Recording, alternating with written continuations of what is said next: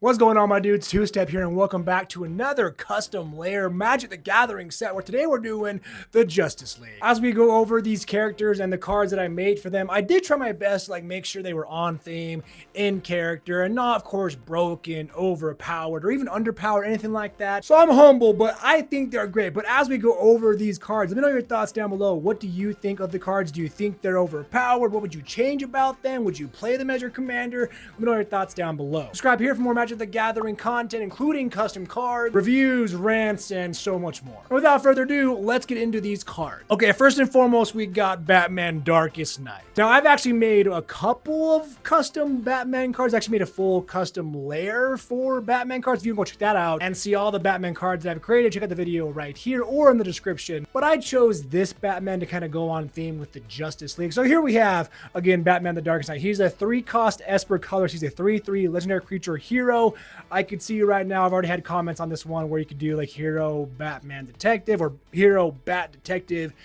You could totally do that too. Here he's got fear. So I mean, because it's the best keyword that you could put for Batman. He has fear. He installs the fear into his enemies. Okay, then whenever Batman attacks, investigate twice. So here we have an attack trigger, and then of course investigating, he is the greatest detective, so I mean it just makes sense. And then clue tokens you control have 2, sacrifice this artifact and choose 1, deal 2 damage to any target, and then or target opponent discards a card. So normally your clue tokens allow you to pay 2, sack them, and then you draw a card, but he's giving his clues more utility as if they're in his utility belt. So now you can either draw a card or make an opponent discard a card, thus foiling their future plans, or just deal 2 damage to any target. So if you need to use, let's call it a battering, you can do 2 damage to the creature, or maybe a planeswalker, or of course the opponent's face. So that is our Batman. I have more Batmans, of course. Like I said, this is the one I chose for the Justice League set we have here. Let's move on to the Man of Steel himself, Superman. That's right, Man of Steel.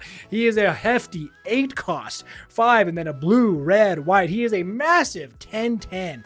Legendary creature, superhero, maybe you could include Kryptonian, I don't know.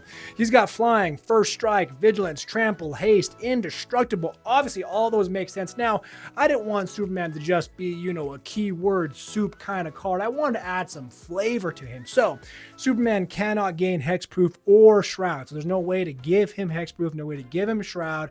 And the reason why is because his weakness, as we know, is kryptonite. And if you read the comics, you know a little bit more about Superman. You know he's weak kind of to magic. Literally magic. It's not so funny. So whenever Superman is the target of a spell, he loses all keyword abilities until end of turn. Whenever Superman is the target of magic, he loses all of his keywords. So he's going to lose flying, first strike, vigilance, trample, haste, indestructible. Now he's just like a normal 10/10, sure, but now you can target and destroy him, make him lose this, give him a counter of sorts. I don't know. The point is, he's weak to magic. So he does have a weakness. So he's a very strong 8-cost commander. So to be fair, if you find a way to destroy him or counter him or whatever, he's gonna cost 10, 12. So he's a pretty hefty cost. But I mean, that is a pretty strong card if you can get him out turn, I don't know, 5, 6, 7, or 8. Keeping the blue, red, white theme, we're gonna move on to Wonder Woman, Amazon Leader. She's a 5-cost. She's a 5/6. I feel like she would have more defense than offense, so thus more toughness than power. She's a legendary creature, warrior hero. She's got vigilance out the gate. Okay, other warrior creatures you control gain +1/+1 and have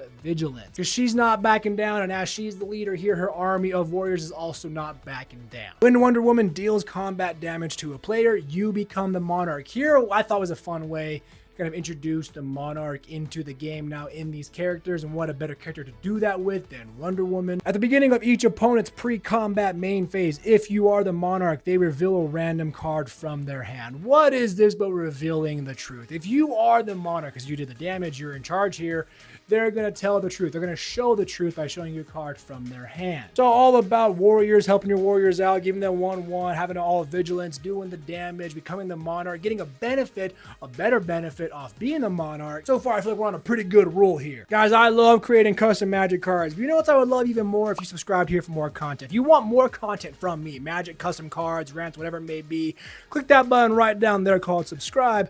Maybe you click that bell next to it so that you get notified when I upload new videos. That you get more more content from me, you support me as a creator. It's a win-win both ways, and I'd really appreciate it. And let's get back into these cards. Next, we're going to move on to one of my favorite heroes ever. That's right, Aquaman. So we have him right here, Aquaman, King of Atlantis. He's a 5 cost. He's a green-blue. He's going to be land and the ocean. You know what I'm saying here? He's a 5/6. He's a legendary creature, merfolk human. Whenever Aquaman attacks, reveal the top 5 cards of your library, and you may put a Kraken, Leviathan, Octopus, Serpent, Merfolk, or Human from among them onto the battlefield tapped and attacking, because when he attacks, he's going to bring somebody with him. And that can be another human, or that can be a kind of a Merfolk, Serpent, whatever from the ocean. He's bringing them out with him. Now, as you guys know, Aquaman is devoted to both the land people and the sea people, so his devotion to them matters. So that matters in his card right here, because if your devotion to blue is greater than 6, your Krakens, Leviathans, Octopuses, Serpents, and Merfolk get +2/+2 and have Island Walk. Now, we're going to kind of add the same thing to his devotion to the land people and say, if your devotion to green is greater than 6, your humans get +2/+2 and have Forest Walk. So a great benefit to, again, both the humans and all the sea serpents and creatures. If you have a higher devotion to them, they're getting a benefit. I thought that was just kind of a great flavor to add to what Aquaman is, known for. And personally, I love this card. Don't worry, I did not forget about your boy Cyborg. Here we have him, Cyborg, technological prodigy. He's a 5 cost, white-blue, because we're going to kind of go more towards the, as you can probably guess, kind of the artifact side of things here, and those colors really represent that in a very strong way. So he is a legendary artifact creature, human.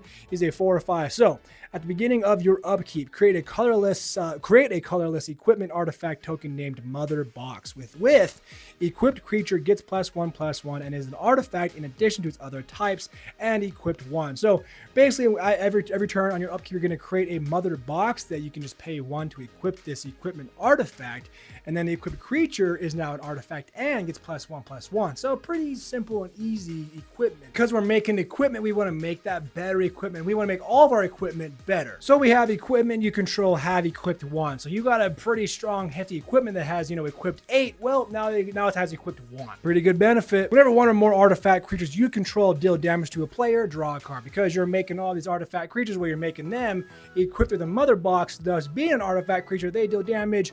Boom, you get to draw a card. Thus, you have more plans, you get more equipment, you can kind of see the synergy here. Next up, we have the Flash, fastest man alive. He is a 4 cost, red, white. He is a 4/3. Legendary creature, human hero. Of course, he's going to have Flash. He's going to have haste and first strike. He's all about being the fastest. Non-creature and non-land cards in your hand have Flash. This is pretty strong, right? Like you can do like enchantments or artifacts at Flash speed if needed. But if you want to do a creature instead, creature cards in your hand have Warp 3. If you don't know what Warp is, I'll explain it. You can kind of see why it fits in like the, the Speed Force that Flash has. Warp 3 would mean I can cast a creature for 3, exile them at the next end step, and then I can cast them later from exile. It allows you to kind of get strong creatures out for cheaper, use them for a turn, then they're exiled, and then you can cast them later for their actual cost from exile. And I thought it was kind of a fun, idea of flavor to give him the Speed Force in a way. Go grab a creature, bring them out for only 3 cost, then they're exiled later into the Speed Force, but he can go grab them again for the actual cost later. And then whenever you cast a creature spell from exile, you get it.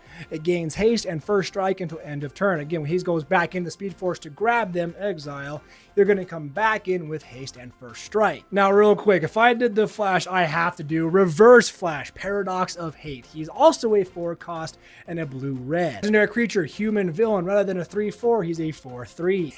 Get it, reverse. Now, the Flash had Flash, Haste, First Strike. So, Reverse Flash has First Strike, Haste, Flash. You're going to see an uncanny amount of reverseness here. Creature cards in your hand have Flash. And then non-creature and non-land permanent cards in your hand have Warp 3. Yeah, literally the reverse of what the Flash had. And then whenever you cast a non-creature permanent spell from exile, because you're using the warp cost, exile target creature you control, then return that card to the battlefield under its owner's control. So basically, whenever you warp an artifact, you go back, you cast it again, now you can blink something else, or flicker, whatever you call it. I know Reverse Flash isn't, of course, part of the Justice League. It was just a very fun card to make while I was making the Flash, because it's Reverse Flash, and it was kind of a fun, way to add some reverse flavor to a new character, and I love the way these ones turned out. Last, and of course not least, we have Green Lantern, Manifested Will. He's a 4 cost, 1 green, white, blue. He's a 4/4 legendary creature, human hero. He's got flying, of course. first, and then whenever Green Lantern enters the battlefield, create a construct artifact equipment token with equipped 2. You're going to see why this matters right here. Whenever Green Lantern enters the battlefield and at the beginning of your upkeep, so both times, you may have each construct equipment you control gain your choice of one of the following until your next upkeep. Either it has equipped creature, gets +0/+5 and has ward 2, stronger defense like a giant shield if you need it, or it has equipped creature, gets +2 and 0 and has flying. Give him a jetpack or wings. And lastly, equipped creature gets +3/+1 and has trample. Do you make him stronger with a machine gun or whatever it may be construct wise? So basically you come in and at your upkeep you create one of these constructs, you equip it for 1, and then every time your upkeep happens, those equipment now become something of your will that is manifested. Does it become a shield? Does it become wings? Or does it become a machine gun? Do you need better defense? Do you need flying to end a turn? He's literally creating and changing all these constructs as the game goes on. That, ladies and gentlemen, is my Justice League custom lair set. Let me know down below, what was your favorite card that I created? Would you use any of these as your commander, and or what would you change about them? If you want more custom cards like this and of course more Magic content, subscribe here for more. Go down there, click that subscribe button, hopefully click that bell so you know when I upload new videos. You have a great night, be safe, and I will see you in the next video and or stream.